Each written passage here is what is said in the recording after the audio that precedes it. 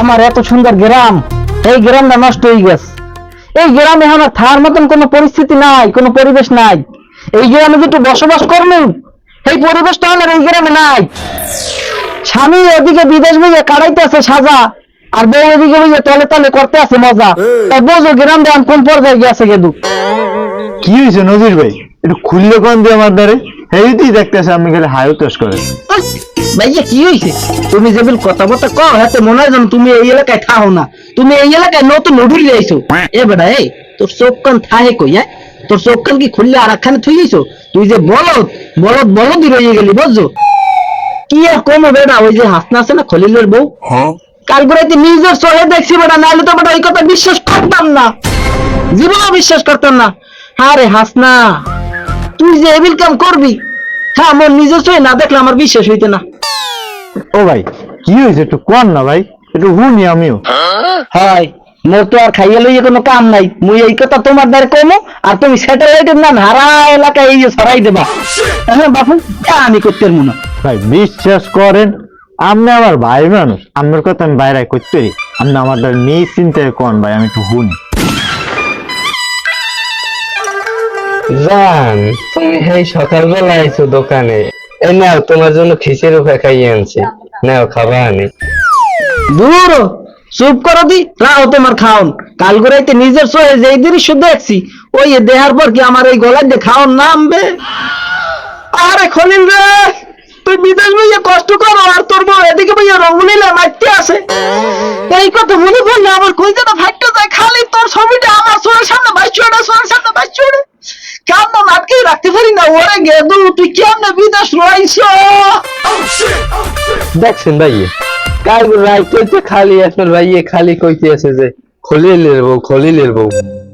আচ্ছা জান, তুমি খুললে বলো তো ঘটনাটা কি হয়েছে? আরে বউ, তুমি তো কইতে কও, কিন্তু এই কথা আমি কেমনে কমু কও? যে জিনিস দেখছি এই কথা কি আমার মুখে আনা যায়? না করলে তোমার পেট ফুল উঠবে না।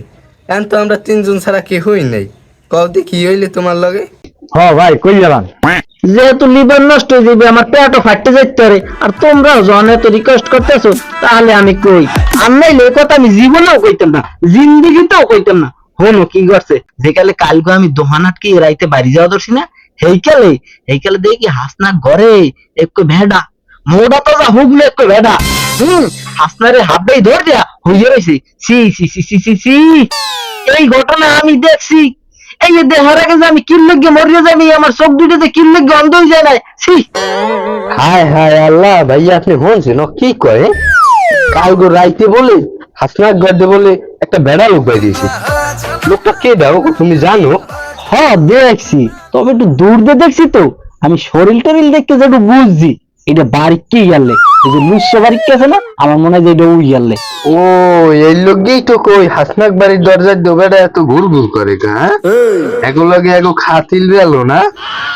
আরে বোঝো না, দিনের বেলায় ফিটিং আর রাতের বেলায় ফিটিং। আর বউ, মোরা যে এই এলাকায় থাকবো, হ্যাঁ মনে হয় থাকতে পারবো না বুঝছো? এই এলাকায় যা শুরু হয়েছে আল্লাহ জানি কোন সময় বেজারে গজব ছাড়ে এই এলাকার উপরে। একটা কথা আছে না, বালা আইলে পীরের গায়ে লাগে। আমরা যতই ভালো হই, আমি আর আমার বউ, বালা যদি আয় তখন তো আমার গায়ে লাগবে, তখন তো আমরাও বালার মধ্যে পড়বো। হ্যাঁ সেটা আগেই ভালো আমরা এলাকা সাইডে চলে যাই। তুমি কি কর বউ? এ ভাই আপনার ভাই যা কইছে, হ্যাঁ আবার কেউ দার কইয়েন না, মনের ভুলেও কেউ দার কইবেন না। সি ভাবি, আপনি একটা কথা কইছেন বিশ্বাস করে, এটা কেমনে ভাবলেন আমি বাইরে কমাইয়া? তাই তুই এখন কই যাবি? ভাই বাড়ির দিকে যাচ্ছিলাম, কে কিছু কইবেন? এদিকে কিছু করবেন ভাইয়া? এদিকে তুই এখন যাবি কই? ভাই বাড়ির দিকে যাচ্ছিলাম। আজগো আটবারের দিন আমি বাজার যাবি, বাজার যাই দেখবি কি এটা কি লই সেই কিনবি, তা না থাকলে বাজারে ঘুরে ঘুরে দেখবি। আরে বাড়ি যাচ্ছিস একটা মুভি দিয়ে। এই আমি এখনই যাইতেছি ভাই। আরে এখন ওর ভাবি যা কইছে কথা বলতে মন থাকে, এই যে আলোচনা হিন্দি হয়েছে কোনো আলোচনা বাইরে করবি না, এই জন্য কেউ হনে না। যদি হনে তাই তো বোঝো তোরে কিলি একটা লাগাই গেলাম।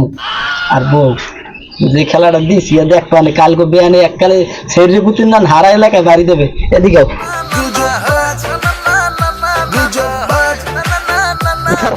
ও ভাই ও ভাই ও ভাই ও ভাই ও ভাই ও ভাই, এ আবুলিয়ার বাচ্চা আবুলিয়া, তুই আমার নামে হারা গ্রামে গুজব ছড়াইলি কোন সাহসে? ভাই বিশ্বাস করেন, আমার কথাটা একটু আগে হনে, এখানে আমার কোনো দোষ নাই ভাই। আমের গুজব যত ছড়ানোর ওই নজির ভাই ছড়াইছে। আমি তো এর কথা মতন একটু গ্রামের মানুষের দ্বারা কইছিলাম। কি নজির? হ্যাঁ ভাই। তোর এই গুজব নজির ছড়াইতে কইছে? হ্যাঁ ভাই। হাই হাই রে হাই, আরে নজির তুই আমার এত বড় সর্বনাশ করলি। আমার এই হিরো বুঝি আর মেম্বার হইলে না। আমার এত সুন্দর চরিত্র তুই দোত্রা ফুল বানাই দিলি, আমার স্বপ্ন সব দুলের লাগে মিলিয়ে দিলি। দেখেন ভাইজান, আমি যদি আমার আর একটাও বাড়ি দেন তাহলে কিন্তু মুই আম্মের আর ভোট দেবো না। তুই আর আমার কি ভোট দিবি? আমার এত সুন্দর ফুলের না চরিত্র, হেই তো কলঙ্কের দাগ লাগাই দিছ তোরা। আমার এই এলাকার মানুষ এখন আর কেউ ভোট দেবে? দেখেন ভাই, আমি আমার লাগে ফাও ফাও ঝামেলা না করিয়া ওই নজির ভাই আর ভাবিরে থামান, নাইলে আম্মের এই ফুলের মতো চরিত্র একাল ধোত্রা পাতা বানাই দেবে। আর হন, তোরে আমি এই লাস্ট ওয়ার্নিং দিলাম, তুই যখন আমার নামে মিথ্যে গুজব ছড়াইছো, তুই সবাইরে ধরি ধরি কবি যে ভাই এই গুজব সম্পূর্ণ মিথ্যা।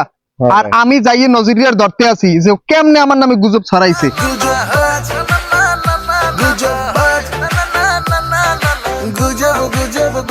নজির, হ্যাঁ নজির, তুই আমার নামে হারা গ্রামে গুজব ছড়াইলি কোন সাহসে?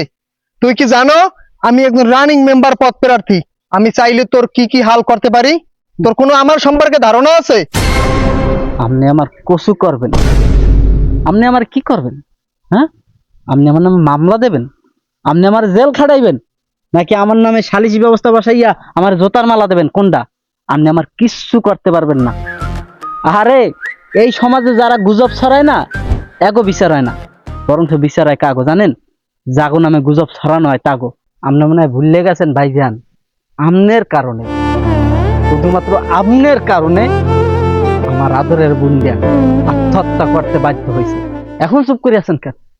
আমার বোনের ফেরত দেন। আপনি কি এখন পারবেন আমার বোনের ফেরত দিতে? এই যে সমাজ, এই সমাজ কি পারবো আমার বোনের ফেরত দিতে? পারবো না। তারা একটা জিনিসই ভালো পারবো, মানুষের নামে মিথ্যা অপবাদ ছড়াইতে। তাই আমিও চিন্তা করি আমি বাইসে থাকতে এর প্রতিশোধ নেব, প্রত্যেকটা মানুষের প্রতিশোধ নেব।